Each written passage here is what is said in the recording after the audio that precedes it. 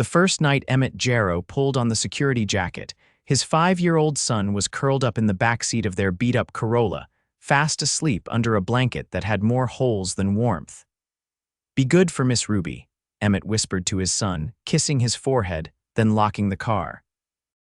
It was parked just outside the massive wrought iron gates of the Crestmore estate, where a charity gala was already in full swing beyond the hedges and marble fountains.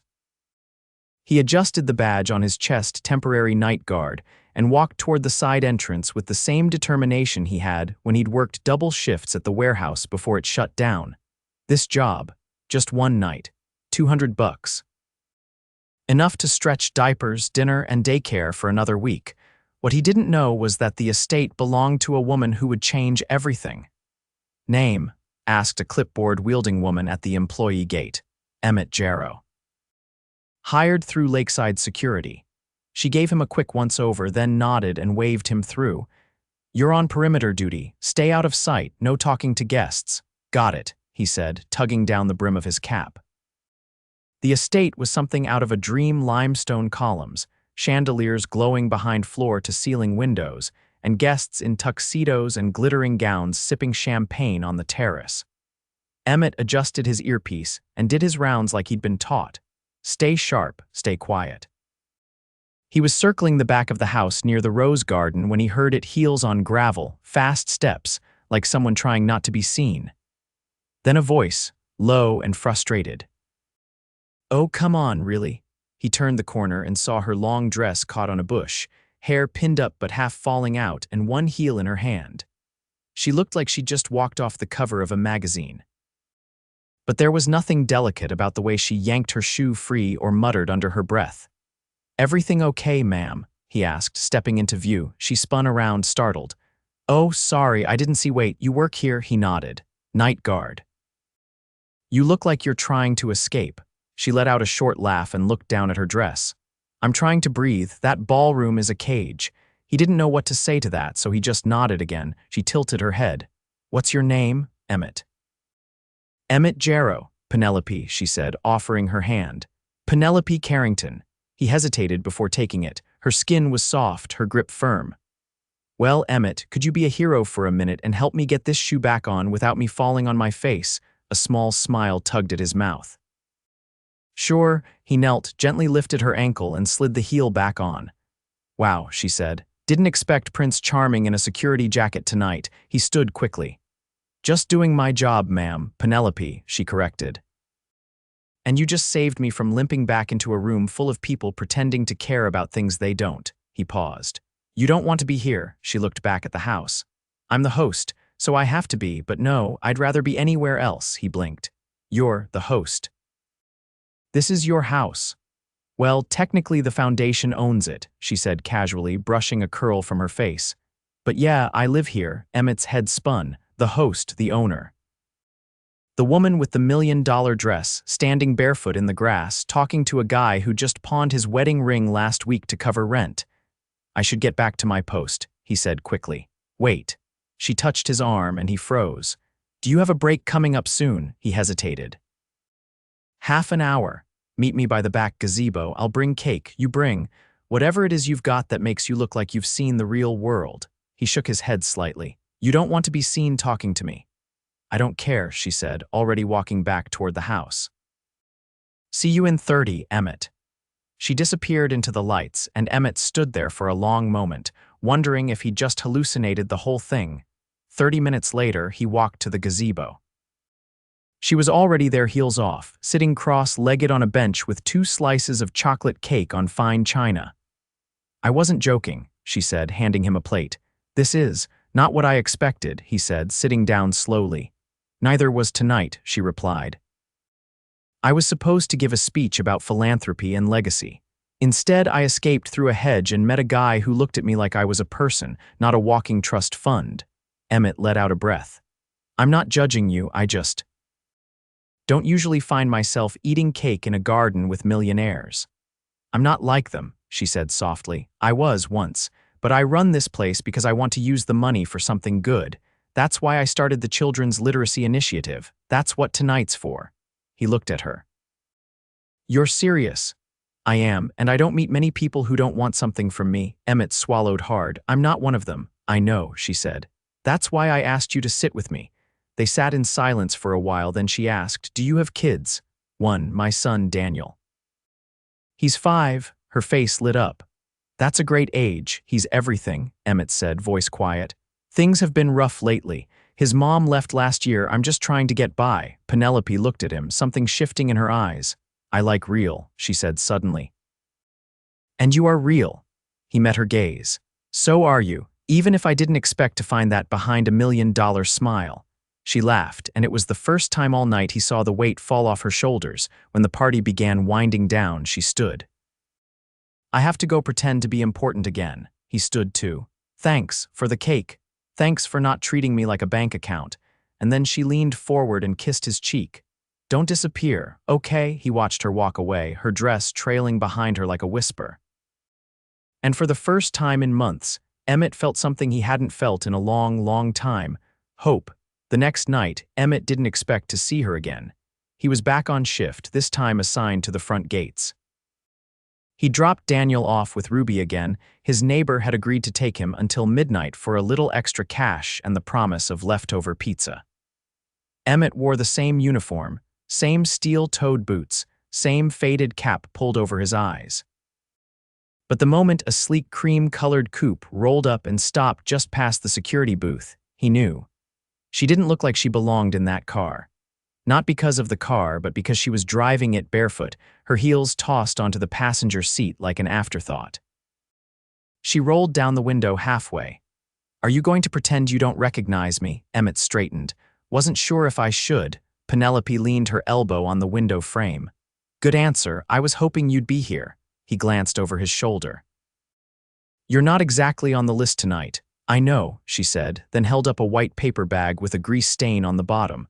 But I brought onion rings. He blinked. That's not standard gala catering. I figured you'd had enough caviar for a lifetime. He looked around. If anyone sees me, they'll think I'm just a girl dropping off food for someone doing a boring job, which I am.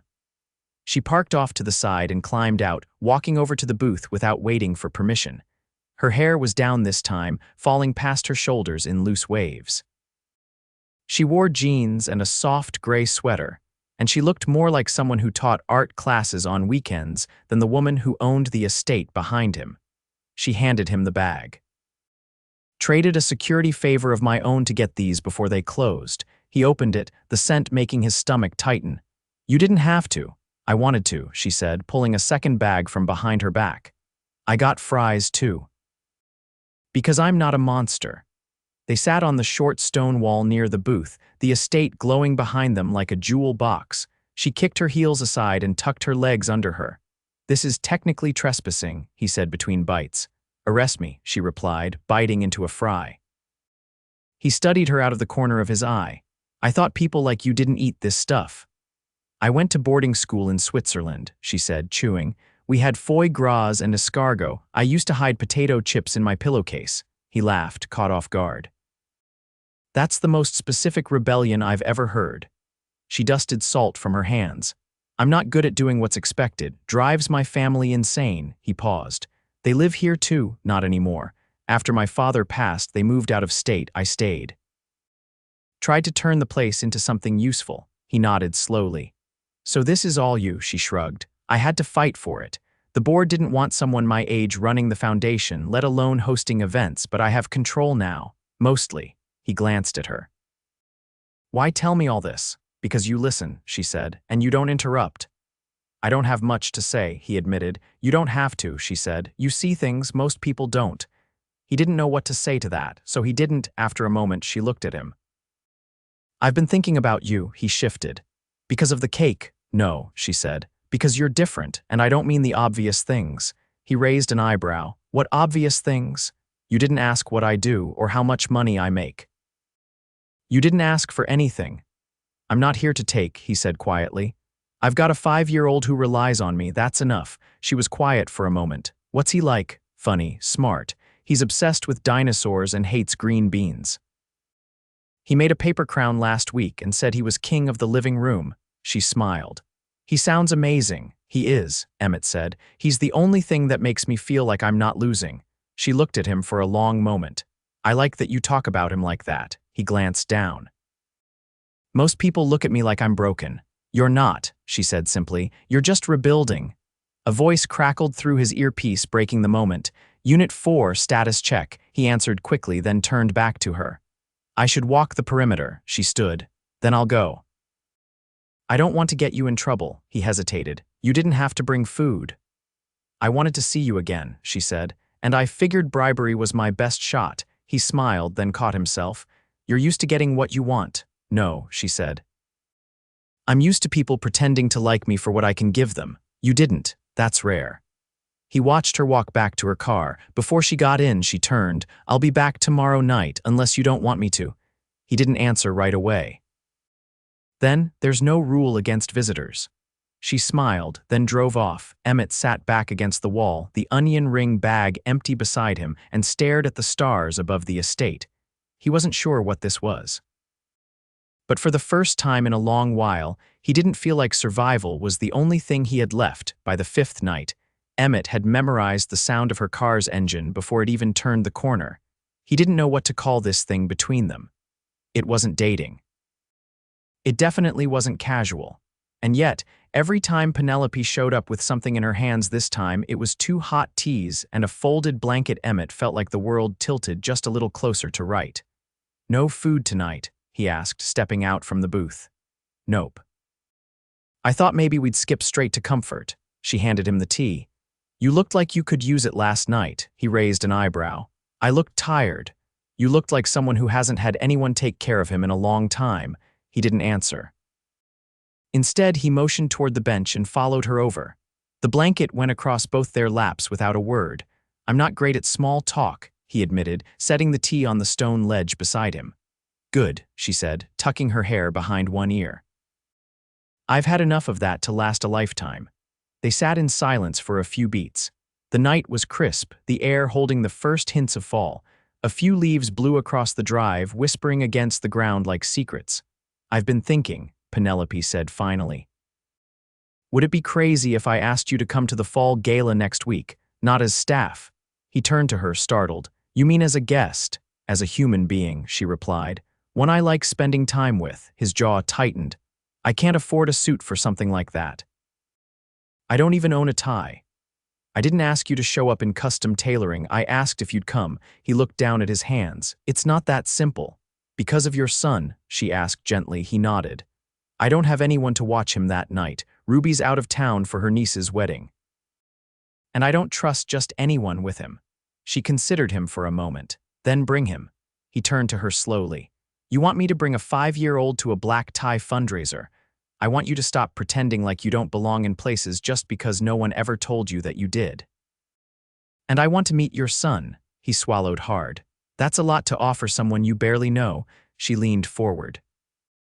I know more about you than anyone I've ever gone to dinner with. You don't know the worst parts. Then tell me. He stared ahead, eyes fixed on the wrought iron gate that separated the estate from the rest of the world. Last winter, I couldn't pay the heating bill. I used the oven to keep the apartment warm. Daniel got sick.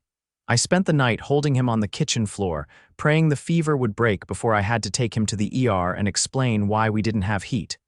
She said nothing, just reached over and placed her hand over his. I've made mistakes, he continued. I picked the wrong jobs, trusted the wrong people. I married someone who left the second it got hard, and I've been trying to patch holes ever since. I don't care about your past, she said softly. I care about the man who stayed. The one who shows up. You say that now, Emmett said, voice low, but all this, your life, it's light years from mine. She shook her head. You think money makes you invincible. It doesn't. It just hides the bruises better. He turned to her. Why me? Because you look me in the eye when I talk, because you're not impressed by the house or the cars, because you care more about your son than your pride. A long silence stretched between them before Emmett finally said, If I come to this gala, I don't want to be a novelty. Or someone you're trying to fix. You're not broken, she said firmly, and I'm not trying to fix you, I'm trying to show you that you matter. His voice was barely above a whisper. No one's ever said that to me before. Well, she said, standing. Then it's time someone did. She pulled something from the pocket of her coat and handed it to him, a small, glossy card with an embossed seal at the top. His name was written in careful script beneath the words "Guest of Honor." He stared at it like it might vanish. "Why? Because you deserve to be seen," she said. "And I want people to know who you are." He looked up at her, throat tight.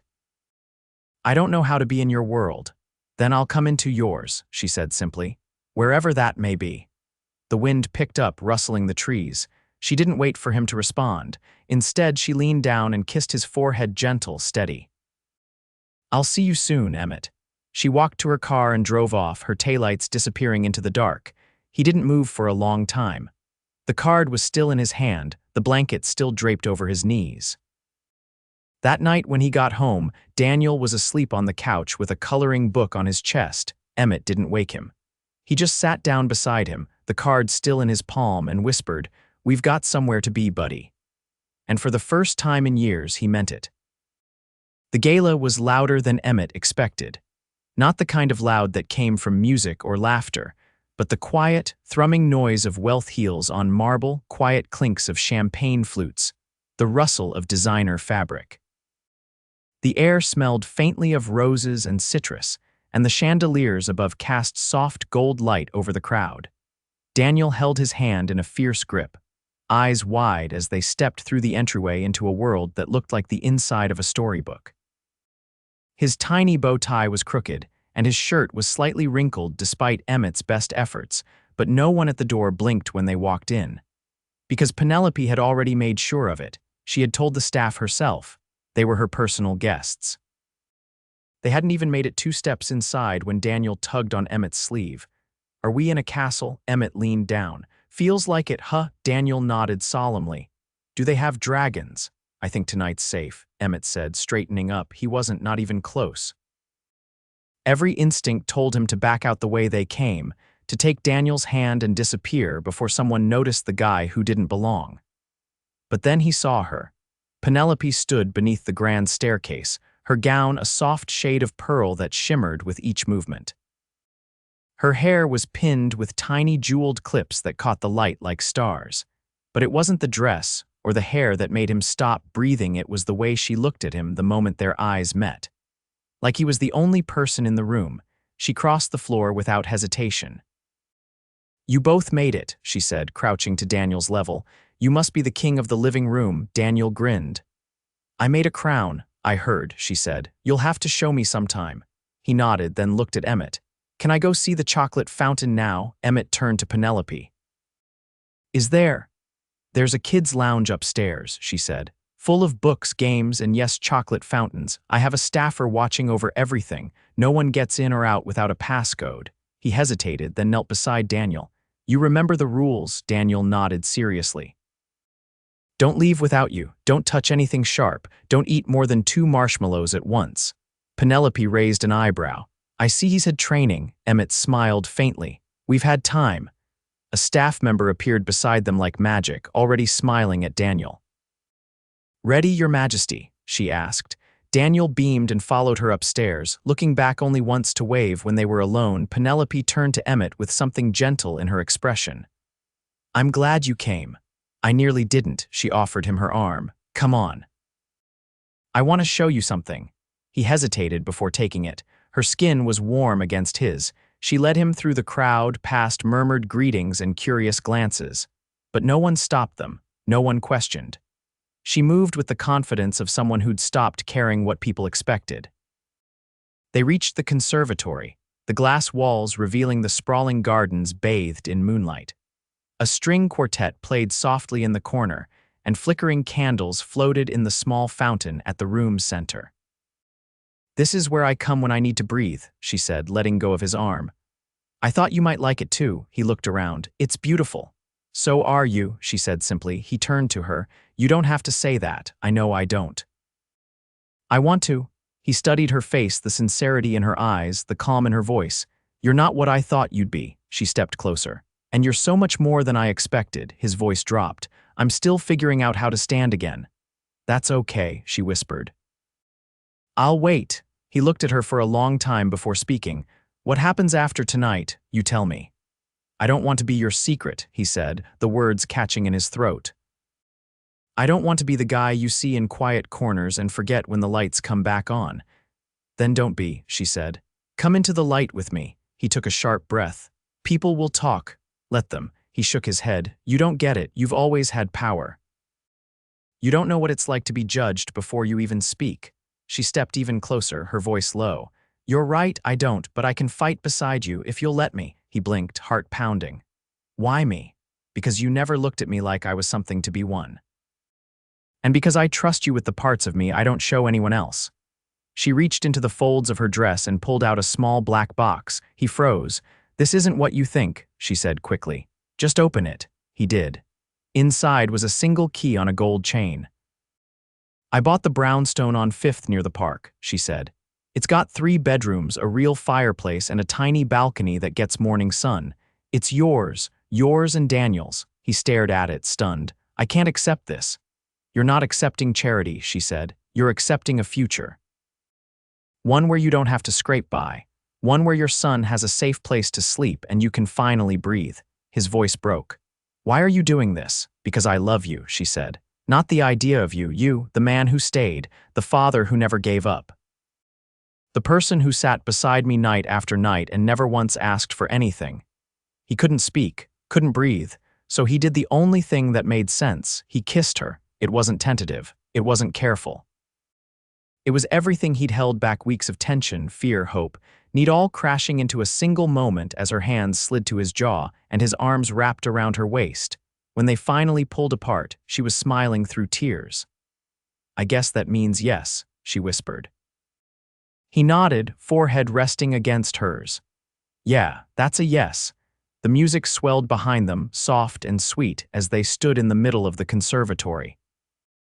And when Daniel came barreling down the stairs an hour later, chocolate on his chin and a paper crown tilted on his head, Emmett scooped him up and said, Let's go home, buddy. Penelope took Daniel's hand, and Emmett took Penelope's. And for the first time, they walked out the front door together, not as something secret, but as something real, something whole, something that had started on a cold night beneath a hedge and ended in love.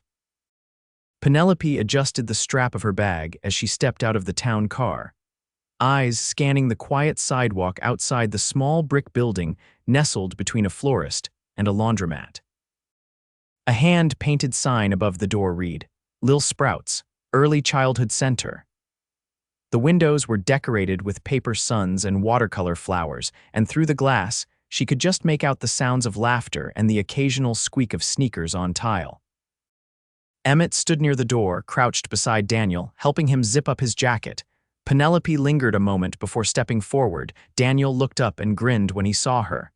You came. Of course I did, she said, kneeling beside him.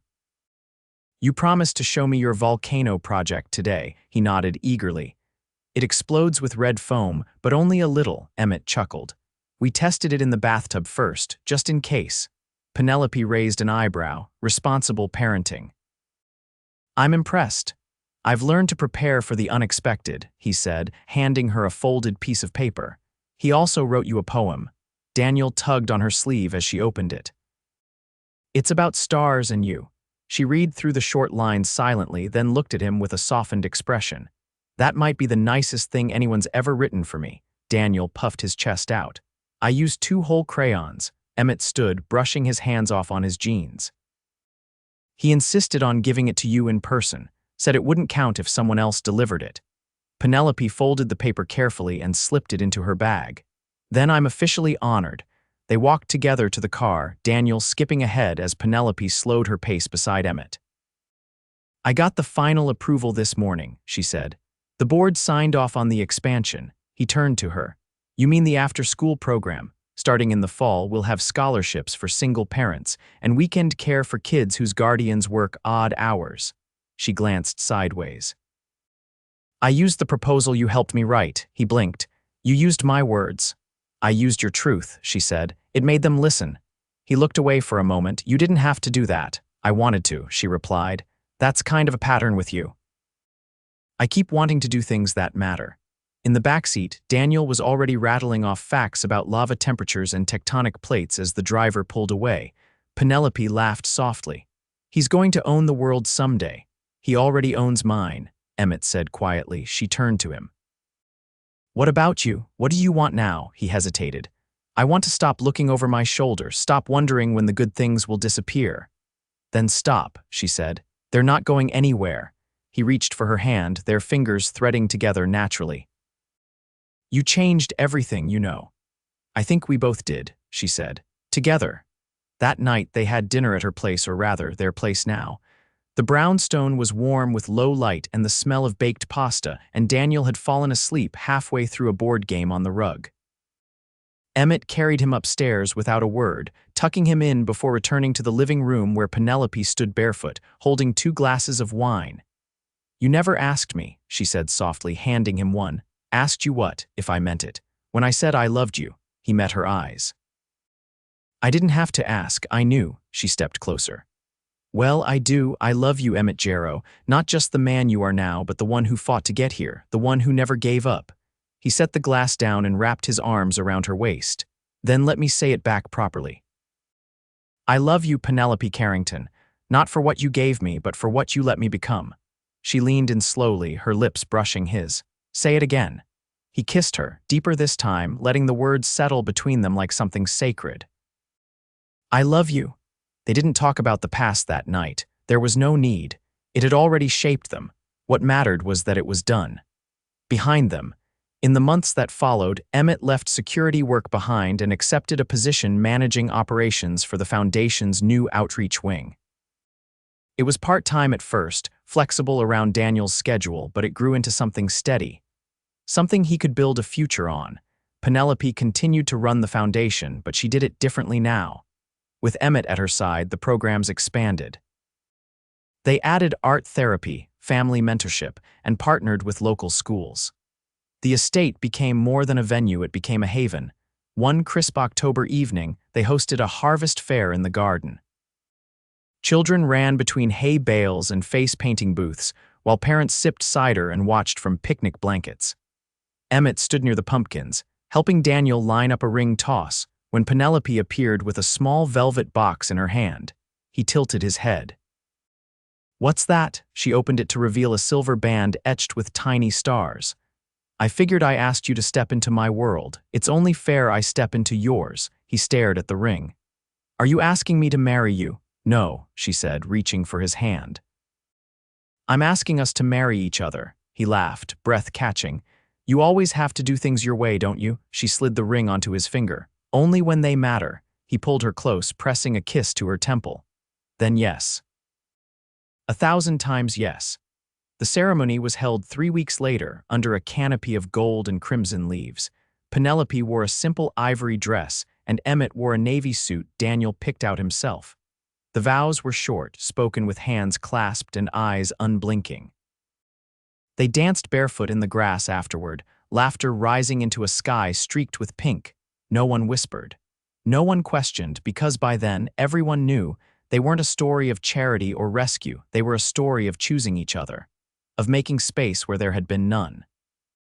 And as Daniel twirled around them with a paper crown glittering on his head, Emmett leaned into Penelope, his voice low. Feels like we made it, she smiled. We did more than that. They had built something unshakable together, forever.